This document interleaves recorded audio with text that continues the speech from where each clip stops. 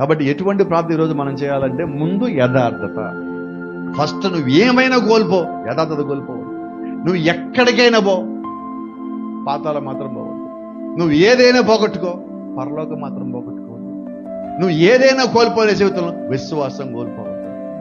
నువ్వు ఏమైనా మానే, చర్చి మాత్రం మానే.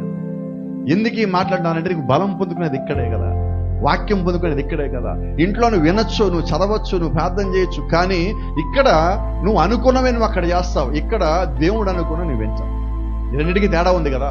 నువ్వు చేసుకునే ప్రార్థన వేరు, దేవుడు నీతో మాట్లాడటం వేరు. దేవుడు నాతో మాట్లాడాక నాకు బలం పెరుగుతుంది. ఇదిగో నా బలహీనత దేవుడు చూపిస్తాడు. రెండోది, దేవుడి కేవలం నీ బలహీనత మాత్రమే చూపించడు, బలహీనత దాటి ఎలాగ రావాలో చూపిస్తాడు. మన ప్రార్థనకి దేవుడు ఇచ్చే వాక్యానికి తేడా ఏంటంటే, మన ప్రార్థన ప్రభువా తీసే అని అడుగుతాం. దేవుడి మాటలు వింటే అది ఎలాగ తీసేసుకోవాలో చెప్తాడు. ఈ రెండు కావాలి కదా మనకి.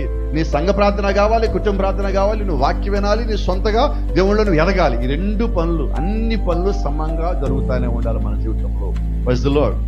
See, you are too stiff and starchy, you will never get it. నేను చేయను, నేను ఇంకే ఉంటా, నేను ఇలాగే ఉంటా అంటే మాత్రం మీరు చూడండి, కొద్దిసార్లు కొద్దిమంది పిల్లలు ఏడుస్తూనే ఉంటారు. వాడు అడిగింది వాడికి ఇచ్చినా కూడా నాకు వద్దని కాదుదని ఏడుస్తూ ఉంటారు.